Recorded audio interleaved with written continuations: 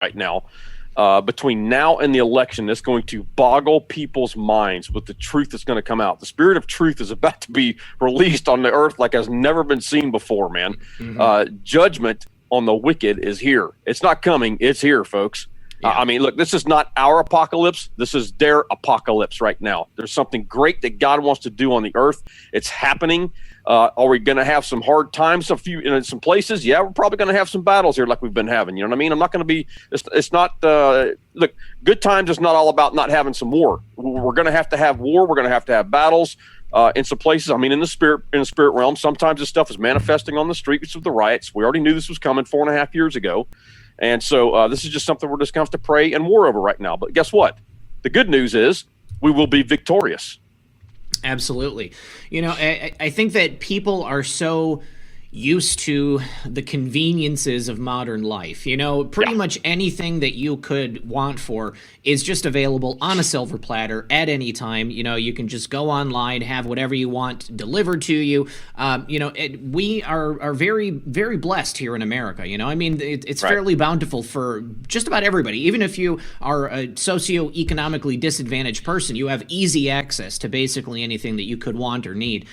So when it comes down to these, you know, tough battles like we're having right now, I think people get discouraged because, you know, who wants to go through this kind of stuff? I mean, you know, at a very basic level, everybody wants it easy, you know, and I can't blame them. But, you know, this is the name of the game, you know, I mean, we are quite literally at war and there's no way around it. We have to just push through and see it to the end. This is all about character and integrity building process right now. Think of character as the concrete foundation from which you build everything upon. This is why you see so many ministers collapse. Their ministries collapse because they never went through the character building process because it's too painful for most people. They think their gifting's more important than character, and it's not. God sees it the other way around, and it takes character to dig deep in these times. Look, we can't have a victory, brother, without a battle. You know what I mean? We have to have a war before we can have a victory. Yeah. So right now, you know, Q has said something which is very spot on. He said, you know, sometimes you can tell people stuff and they may believe you. But when someone lives it out, when they experience it firsthand, whether it's the hurt, whether it's the character building process like we're going through right now, it's to wake people up. Yes, those of us who have been awake a little longer than most people have that are just now waking up, yeah, we're getting battle weary. I'm not going to lie to you. There's people that are getting battle weary out there right now.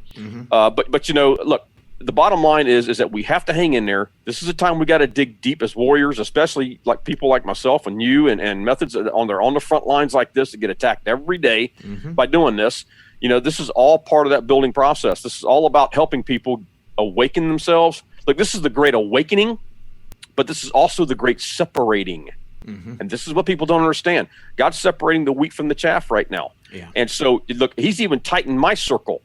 And I've had to cut some ties with people. I saw and that. So, so, you know, look, it happens. It's going to happen because God's only going to want those with the purest of heart, with the purest of intentions in this battle. That's the only way we're going to win this. That's the only way we're going to take ground and hold ground for the kingdom of God right now. No, you're right on point. You know, I mean, you know, to that point, I thought for many years that, you know, I had, you know, become the person that I was going to be. You know, I had, you know, matured and, you know, this was who I was in adulthood. But, you know, I hadn't truly gone through that character building process. You know, I mean, I had a series of trials and errors, you know, but like before I went on this journey, I mean, I quite literally was brought to hell and back, you know, I mean, I scraped rock bottom. I got as low as you possibly could, and I had to rebuild myself from the ground up. And I know that if I hadn't gone through that experience, there's absolutely no way that I could be here and maintain this sunny disposition that I have, you know, I mean, being able to look for the future and understand the type of journey that we're on. Absolutely. And so, you know, when you go through this character building process, I want to read something here because I tweeted this out, was probably a few days ago, a week ago or something like that. But I mean, look, when you're going through the character building process, there's always going to be things that's going to come up, that's going to test your faith, that's going to burn the dross out of you, if you will, like the Bible talks about, right? Yeah. So this is what I tweeted out on September 15th. I said, sometimes man will start off on a righteous path serving the Lord. then at some point a man's pride enters in and deviates from the path the Lord set before him. The Lord will lovingly correct. When man isn't willing, the Lord will step aside and allow man to serve his own will. That's what you're seeing right now. That's what you're seeing all over the earth right now, is man is serving his own will and not God's will. The problem is like, I'll give you for instance, like if we start praying something for something, what I do is I sit down before the Lord and I ask him, Lord, what do you want me to pray about? Yeah. Not what I think I should pray about. There's a difference, because if I say what I'm thinking, it's my will. So who are we serving? You see what I'm saying? Are we serving man, or are we serving the Lord? So look, there's a lot going on right now. We just had RBG just died.